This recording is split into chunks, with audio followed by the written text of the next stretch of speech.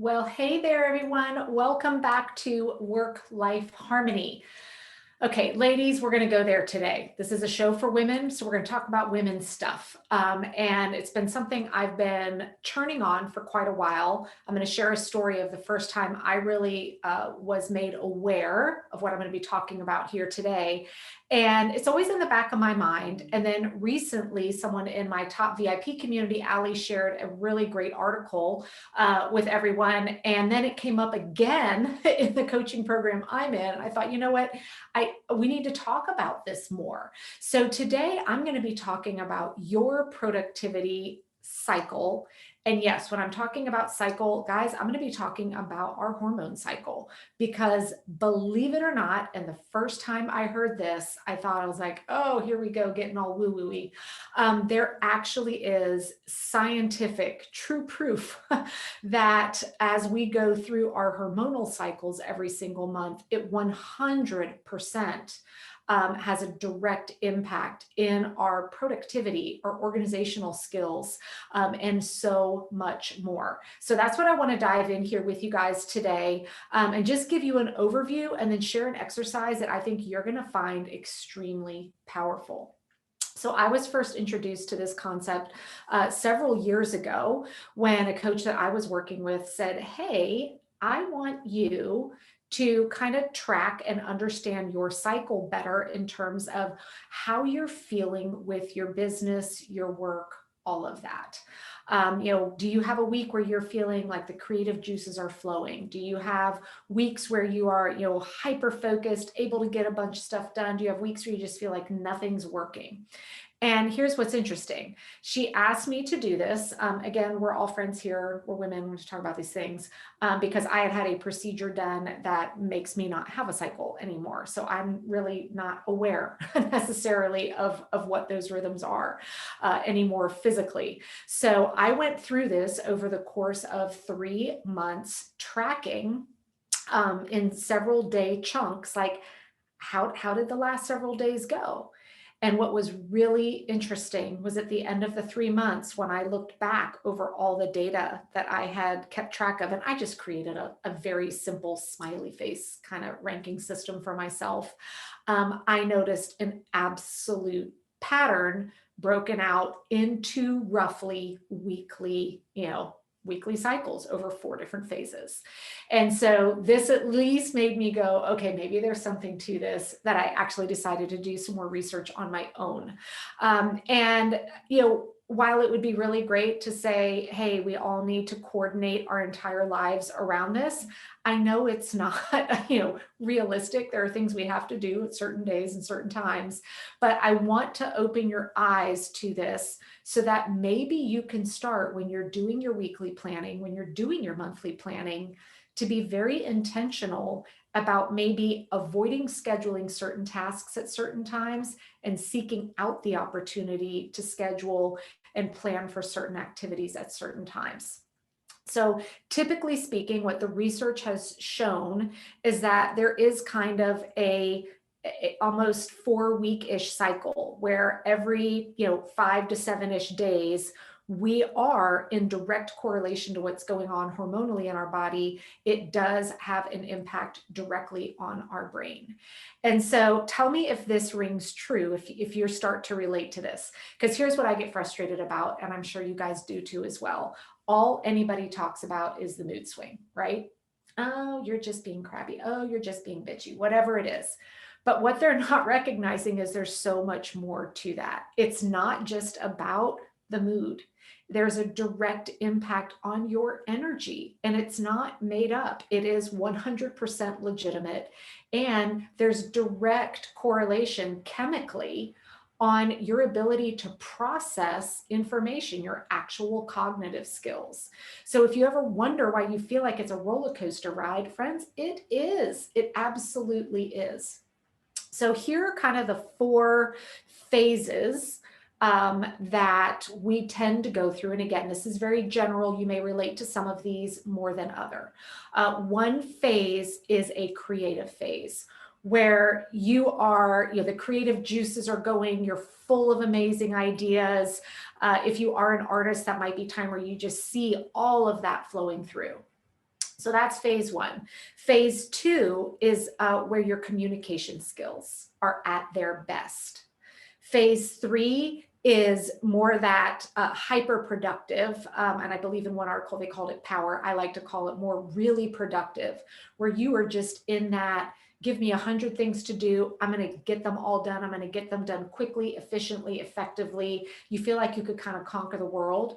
And then phase four is more of a reflective phase, where you're a little bit more turned inward, you're a little bit more intuitive.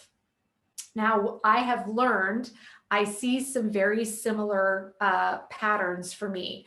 The one area that looks a little bit different for me is more of that intuitive phase. But I want to tell you some of the things I have very intentionally done as I plan my months to the best of my ability, and things I've noticed as I've been tracking this, because I want to give you guys, food for thought to start thinking about what you may want to put in place for yourself as well. I'm gonna do it a little bit out of order. So first, I want to talk about that communication phase. First, I thought this is kind of nonsense, but I will tell you, I have gone back and noticed there are weeks when I have recorded a podcast, or there were weeks where I have conducted live workshops, and I felt like I was tripping over myself. I couldn't get my words out right. I couldn't make a cohesive sentence. I couldn't process what was in my head and actually verbalize it very well. And I can remember finishing some workshops, things like that, where I sat back and went, God, I think I probably kind of sounded like a hot mess because my communication skills were just off. Well, when I go back and started looking at those in depth, sure enough, every single time I had one of those, it was when I was doing it in the wrong time. It's when I was actually in what, I previously said was that intuition phase. So what I have always tried to do now is the week where I know my thoughts can be turned into words better, those are the weeks I might double down and record multiple podcast episodes. If there is a week and a month where I'm going to be doing live workshops or live webinars, I'm going to try and schedule them for that week, or at the bare minimum, I'm going to make sure I'm not scheduling them for the week where I'm in more of my intuitive place. Now, the creative side, what I've noticed for me, I always have a chunk of time, anywhere from 4 to 6 days of every month, where all of the sudden I start getting all these amazing ideas of things I want to go do, personally, professionally, everything. It's when I know if I need to do any creative work from web design type stuff, which is not my strong suit, that's going to be the week I want to go in there and get it done, because I might actually produce something that looks okay. But this is also typically the weeks where I get really great ideas on things that I want to go implement and goals that I want to start conquering.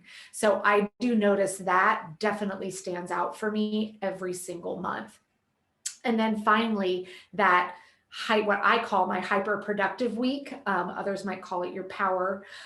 There is definitely a window of time every single week where I feel like at the end of the week, I did an entire month's worth of work in that one week. Not because I'm staying up late or I'm overcommitted. I'm just able to be hyper focused and super task oriented. So when I feel myself moving into that space, I will try and rearrange my upcoming days as much as possible to try and clear my calendar of meetings, appointments, and go into task mode, because I know I'm going to be able to get them knocked out a million times faster than if I tried to put that task mode when I'm feeling more creative. Because when I'm in more of my creative space, that task-driven kind of side of me really struggles, because I keep catching myself up with, oh, I could do this, oh, I could do this, instead of in more of that just get it done place. So I would encourage each one of you to take the next, 2 to 3 months and actually grab your planner and just make notes in there every couple of days on where are you feeling your body connecting to? Are you just more lethargic, maybe intuitive, more tired, lacking of energy? Make a note of that. Did you feel like you were hyper productive? Jot that down. Was it one of those periods where just all the ideas were coming to you? Make a note of that. Was it a window of time where you felt like your patience was endless? And it was like everything felt great. Make a note of that, because what you connect to, that will be unique to every individual person. But I guarantee you, well, I can't completely guarantee you, but I would bet that the vast majority of you listening here will uncover some patterns for yourself and how that is working. Now, even if you are older and you have gone through the change, you can still have this same cycle of productivity as well. So don't count yourselves out on that.